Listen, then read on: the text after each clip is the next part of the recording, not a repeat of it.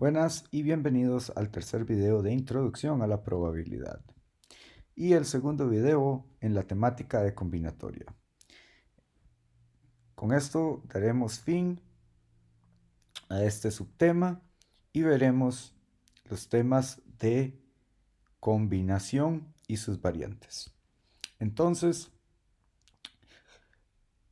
a manera de introducción, en ocasiones interesa determinar o ver cómo se dividen subconjuntos o conjuntos más bien de n objetos y elementos en R subconjuntos. Estos R subconjuntos son denominados celdas.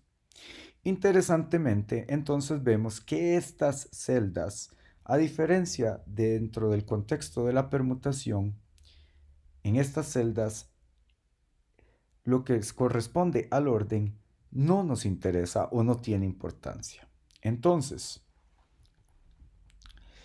cuando hablamos del concepto del número de formas de partir o dividir un conjunto de n objetos en R celdas, cada celda con n1 elementos en la primera, n2 elementos en la segunda y así sucesivamente para cada subsiguiente celda, entonces la representación se realiza tal y como se muestra aquí,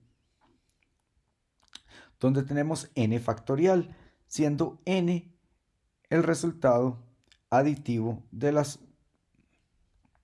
proceso de sumar en los elementos que se encuentran en la primera celda, los elementos que se encuentran en la segunda celda y así sucesivamente hasta tener o sumar todos los elementos de todas las celdas presentes. Por ejemplo, si nosotros quisiéramos determinar la manera en que podemos asignar o repartir a 7 personas en una habitación de hotel triple y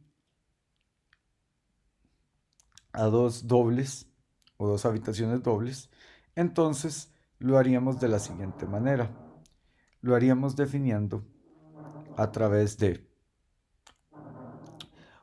n igual a 7 factorial y después eh, la primera celda equivaldría a 3, 3 factorial, la segunda 2 factorial y la tercera 3 factorial. Como resultado, la cantidad de formas de poder repartir a estas 7 personas sería igual a 210. Entonces, en muchas ocasiones o en muchos problemas, lo que se nos presenta o el interés que tenemos es la forma más bien de seleccionar R objetos de n o de un subconjunto de n y de nuevo sin importar el orden. Esto es lo que conocemos canónicamente como una permutación y de manera interesante, perdón, una combinación. Y esa es la definición canónica de combinación. Entonces, la combinación tiene por excelencia lo que conocemos como dos celdas. La primera celda, que sabemos que es R, que es donde se encuentran los objetos seleccionados, y una segunda celda, que es n-r, que podríamos definirla como los objetos restantes. Y así pues, con estas definiciones, siendo R de una combinación, los objetos seleccionados, n-r, los objetos restantes, y n, el conjunto de objetos de una combinación, podemos definir de manera simbólica eh, nuestra combinación así como se presenta. Y la podemos reducir de una manera simplística así como se presenta. Así pues, sabemos que para lidiar con operaciones de combinación, tenemos que el número de combinaciones de n objetos distintos tomados de R a la vez está dado de la siguiente manera. Entonces, combinación n, r está dado por n factorial entre r factorial, o sea, los objetos seleccionados, por n menos r, o sea, los objetos restantes, factorial. E interesantemente, sabemos que los objetos seleccionados, el r, tiene que ser definitivamente, y como lo tenemos definido, mayor a 0 y tiene que ser menor o igual a n.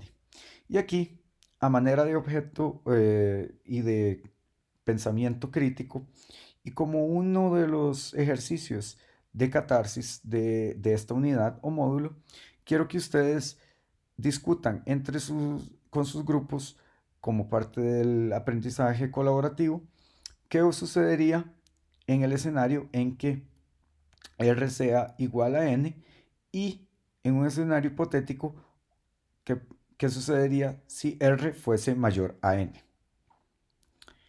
Y por supuesto aquí tenemos un ejemplo demostrativo en donde yo tengo un N definido, en donde N es la cantidad de químicos que yo tengo a mi disposición en una dispensa y selecciono 3. Entonces, la cantidad de formas de seleccionar a 3 químicos de 7 que tengo en mi dispensa. Entonces, para un n de 7, 7 factorial, selecciono 3, R3 y n menos r es 4. Así pues, en cada combinación, entonces, se obtienen r factorial variaciones, permutando entonces los símbolos entre sí. Por consiguiente, lo que se obtiene son números combinatorios. Y estos números combinatorios que se generan o se producen al calcular las diversas potencias de un binomio se generan a través de lo que se conoce la fórmula o el binomio de Newton. Y el binomio de Newton es sumamente importante. Y más adelante lo vamos a ver o vamos a ver su relación con las distribuciones o más a fondo vamos a ver la importancia que tiene con distribuciones, principalmente en distribuciones aleatorias, porque se utiliza en la distribución binomial. Entonces, hay una relación muy importante entre las combinaciones y las distribuciones probabilísticas. Por lo tanto, es relevante tener estos conceptos claros y muy afinados dentro de nuestro zeitgeist de la probabilidad y estadística. Además, el binomio de Newton nos sirve para calcular lo que se llama el triángulo de Pascal. Como podemos ver en la figura de la derecha, con el triángulo de Pascal, a partir de una combinatoria que empieza en 0, definida en 0, se pueden ir calculando progresivamente las filas, iniciando en 1 y 0, y a la derecha 1 y 1, y así progresivamente. Asimismo, es pertinente recalcar que en muchos casos existen problemas o situaciones en las que es interesante o es pertinente eh, realizar combinaciones con repetición. Estas se dan en donde se seleccionan eh, se hacen R selecciones de N objetos distintos y de nuevo sin importar el orden. Este tipo de selecciones son conocidas como combinaciones con repetición y como podemos identificar acá, hay una diferencia con respecto a la fórmula canónica que habíamos visto o la representación simbólica que habíamos visto anteriormente, y esto es dado por la presencia del factor de repetición. Ahora, es relevante tomar en cuenta que para trabajar con este tipo de agrupaciones se tiene que recurrir a un artificio. Y en este artificio lo que se hace es básicamente que es establecer una correspondencia entre qué, entre la combinación con repetición y la combinación, eh, la combinación ordinaria, es decir, la combinación sin repetición.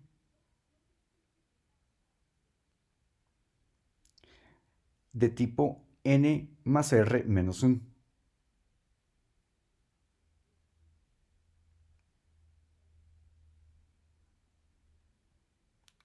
Y así como lo pueden observar acá, es la manera en que se hace esta correspondencia o este artificio que nos permite trabajar. Así pues, tenemos un ejemplo en el que en el que se hace una correspondencia entre los elementos de un conjunto y otro conjunto,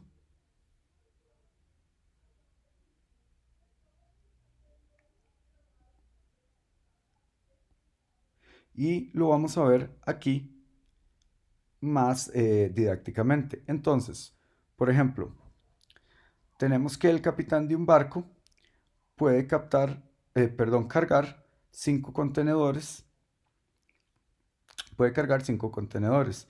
Esta persona puede elegir entre tres mercancías diferentes.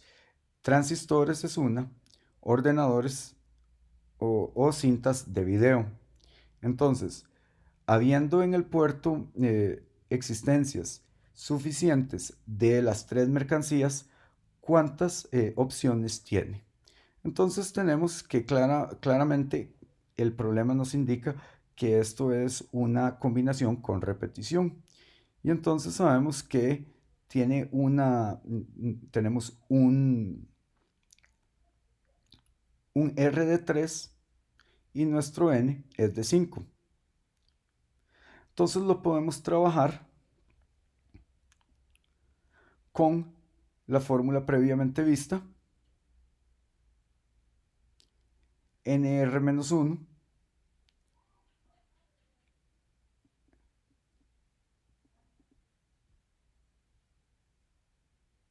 haciendo la correspondencia, n más r menos 1 y r factorial, n menos 1 factorial. Y entonces lo convertimos y obtenemos a un C75 y hacemos utilizando nuestra correspondencia y obtenemos esto es el resultado.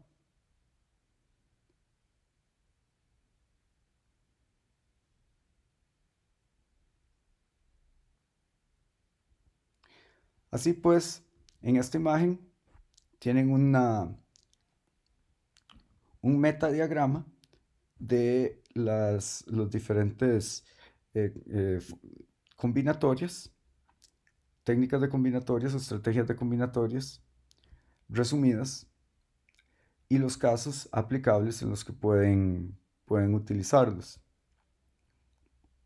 Y finalmente, un diagrama resumen. Con esto damos finalizado el tema de combinatoria y nuestro siguiente tema a trabajar es el tema de probabilidad. El tema de probabilidad será nuestro último tema de este bloque y les agradezco después de esto que pasen a iniciar los ejercicios de aprendizaje colaborativo asignados para esta temática. Muchas gracias.